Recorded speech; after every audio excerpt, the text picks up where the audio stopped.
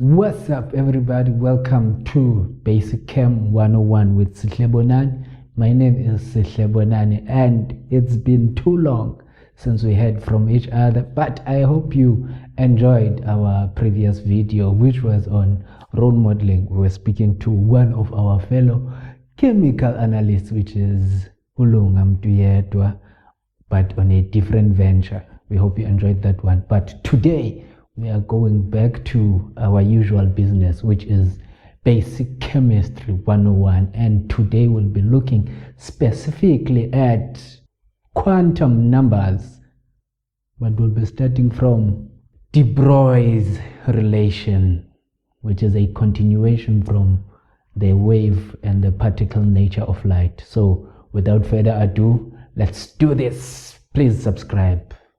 Don't forget to like and share the video. Let's go. Let's go. This is for every child that wants to make it one day.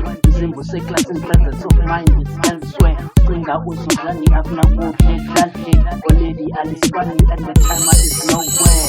I know your pain, you don't have to be scared. The dreams are very pure, lay the written and focus. Keep that pen and paper, they will take you to that day. In the meantime, stand up, heavy. Thank you for staying in, and thank you for subscribing, and thank you for about to subscribing. So as we said, we'll be starting from the Deproise relation.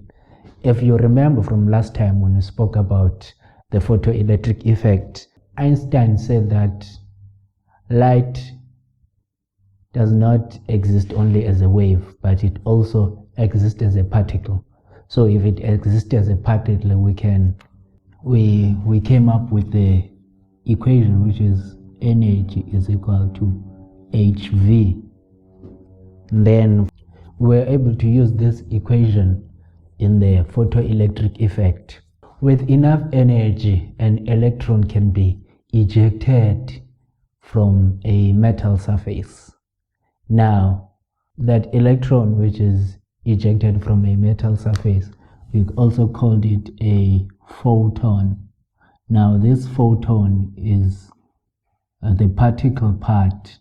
So if this photon is the particle part of light, there was also an argument that a particle can also function as a wave.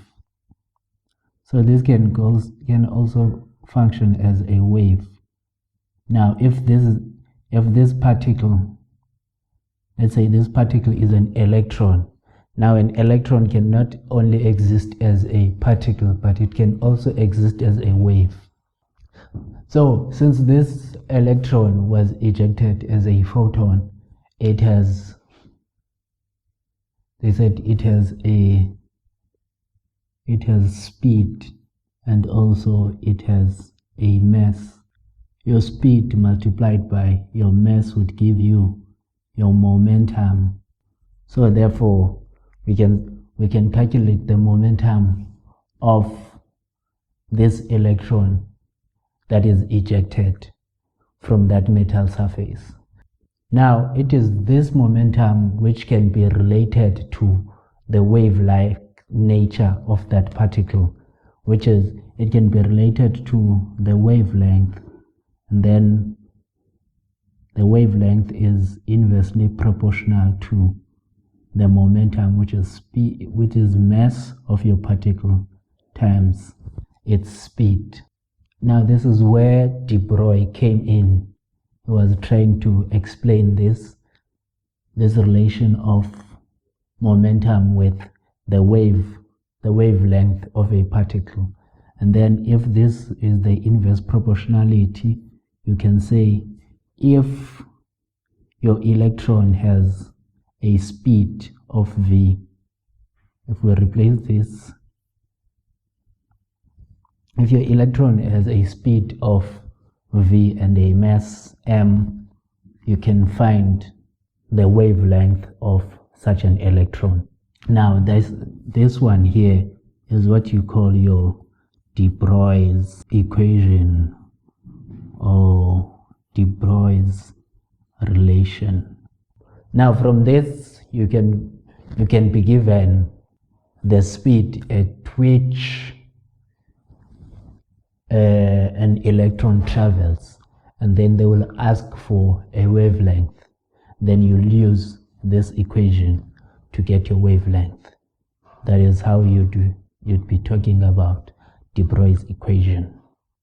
So this is your Deproise relation. But this equation by Deproise can be used only in electrons where there is no force, so in free force type of electrons. But you'll find that we work with atoms. Atoms have a nucleus which is positively charged, and then there are electrons around the nucleus. Now, when it comes to electrons in atoms, they have a force which pulls the electrons towards the nucleus because of the positive charge of the nucleus, which makes it difficult for us to use the Deproise equation and submicroscopic particles such as atoms. But Erwin Schrödinger came and guided this equation for us to be able to use it in those type of particles, which is your submicroscopic particles or atoms. So Schrödinger guided this equation in order for us to use it in submicroscopic particles such as your atoms. And his guidance was named as what is called your wave function, or what is called your quantum mechanics, which is a part of physics which mathematically describes the wave properties of submicroscopic particles as your atoms. So those quantum mechanics, what they actually help us with is they help us with locating where your electrons are most likely to be found in an atom.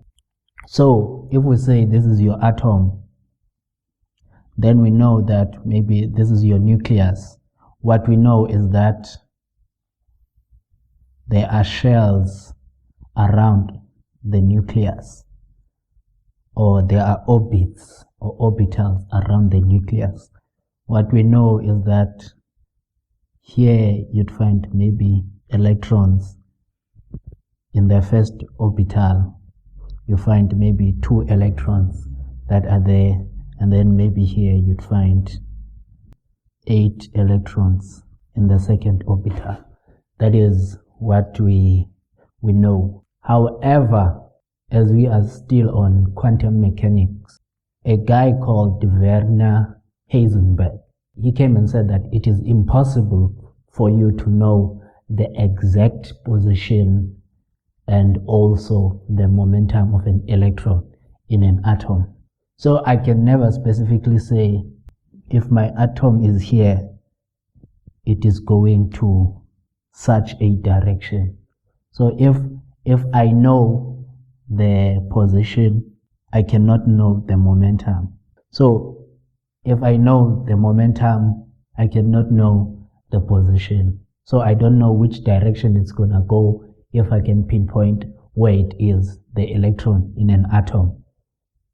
So that means the electrons are not fixed in these orbitals as you might know it.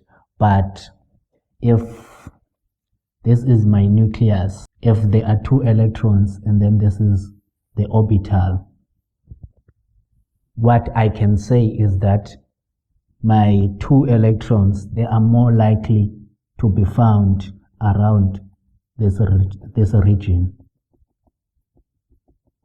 Not a specific position, but it is more likely to be found in this region.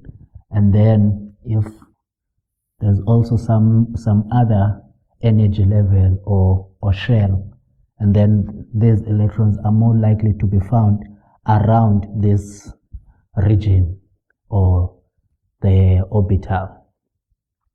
So if the position of an electron can be predicted where it is most likely to be found, there are guides which can tell you about a specific electron on where you can find it in an atom. Maybe if I'm talking about this electron, there has to be a guide which tells me where most likely I'm going to get this electron. So that guide will be called your quantum numbers, of which let's try and explain how quantum numbers can guide us as to where we are most likely to find a certain electron in an atom. So we're looking at quantum numbers, as we are saying it guides us to have an idea of where we might find a certain electron. What we know so far is that you have your nucleus, which is positively charged, and also you have energy levels or orbitals. Now, the first thing that you might want to know is at which energy level is your electron. Now, if your atom has shells or energy levels or orbitals, and these orbitals are sometimes named or usually named as the K shell, the L shell, the M, and the N shell. So the first thing, or the first quantum number that you will know is your principal quantum number, which is denoted as N.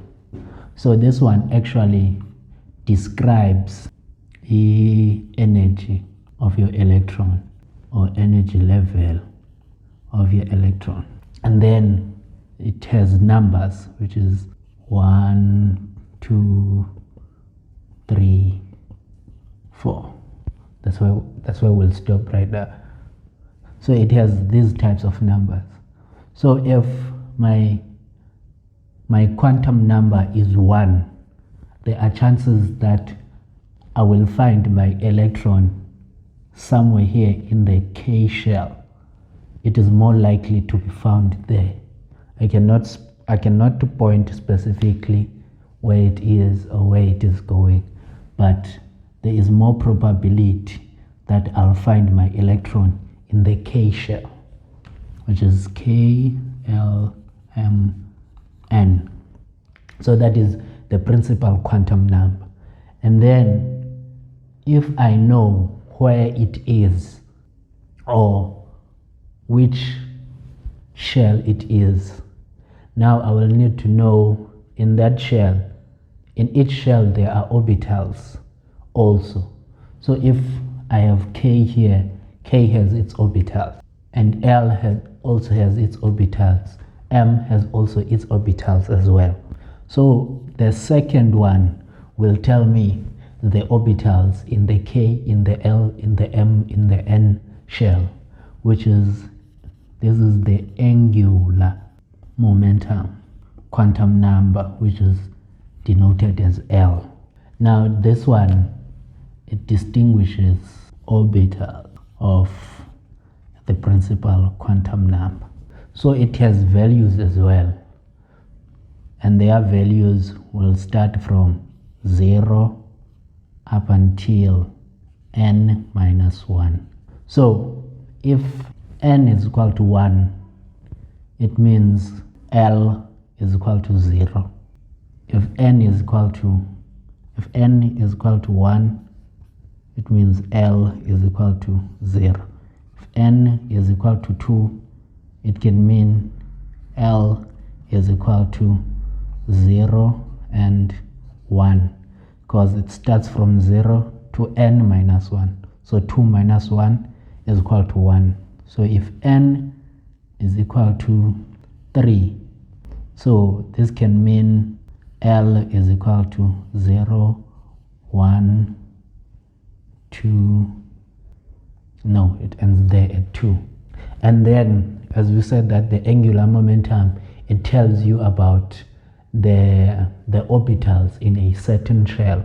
So this tells you is when L is equal to 0, your orbital would be what is called an s orbital. Then you have 1, then this would be p. Then when your L is 2, it means you have what is called your d orbital. Then when L is 3, maybe you have what is called your f orbital. So angular momentum depends on the principal quantum number.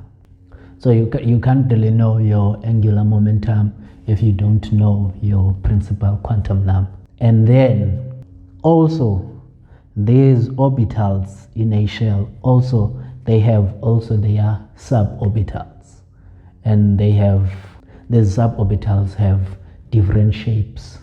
So each electron, if it's sitting at a certain suborbital, they will have different orientations in space. So if you are talking about the next quantum number, which is going to direct you to the suborbitals, you'll be talking about what is called your magnetic quantum number. This distinguishes orbitals of n, which is principal quantum number, and L, your angular momentum quantum number. And then this one can have values from minus L up to positive L. So this one usually depends on the angular momentum. So if, let's say, if I have my angular momentum as 3, the values that I can have for a magnetic quantum number would be minus 3, minus 2, minus 1, 0, plus 1, plus 2, plus 3. And then 1, 2, 3, 4, 5, 6, 7. So this is in the f orbital. In the f orbital, if this is 3, in the f orbital you'd have 7 subshells. And then this, as we said, it depends on this, and this depends on this. And the last one, in each suborbital, be it the s orbital, the p, the d, the f, you can only accommodate 2 electrons. And then they are saying those electrons in a subshell, they actually rotate. Now, those electrons don't rotate in the same direction. One electron would rotate in a clockwise direction, and the other would rotate in an anti-clockwise direction. So that rotation would come with the 4th quantum number, which is the spin. Now the spin talks about the rotation around the axis of an electron. Now the spin quantum number would be magnetic quantum number is ml, not ms. The spin is ms, and then you can only have values of plus a half or minus a half. Now that is your quantum numbers. Now for us to clearly see that we've understood what we talked about, let's put in some examples, and then we apply what we talked about, and then we can be able to say that when given a specific electron and a set of quantum numbers, we can be able to say that I can probably find this electron in this region of an atom. Let's do these examples. Now, what we're going to do here is we will try to see if this set of values match up to what we are saying. So it's either a set of values is possible or it's not possible. If it's possible, and then we can try to say we can find this electron in K, L, M, N shell. We can find it in the S, P, D, F orbital, and then it spins in a certain way. So if we look at the first one, N is equal to 0, so there's no energy level there. Energy level can start from 1. So this one, and L is equal to 1. Remember, L depends on N, and L can go from 0 up to L minus 1, up to N minus 1.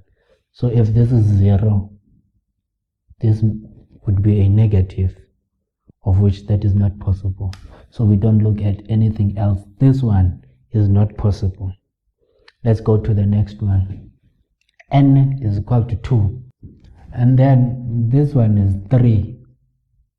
So if this is 3 and this is 2, it means this thing is not possible. I won't even look at those ones. And then we look at this one. N is equal to 3. Okay. L is equal to 2. Okay, because L is equal to N minus 1, which is 3 minus 1. It can be 0, 1, 2, and then the 2 is the highest value. Then ML, which is your magnetic quantum number, it depends on this one, which is, it goes from negative L to positive L. Negative L is minus 2. Positive L, the highest value, has to be plus 2. So this one is plus 3. It is not possible as well. And then number 4, N is equal to 3, okay. L is equal to 2, okay. ML is plus 2, okay. They've rectified it in this case, which is, we are still correct.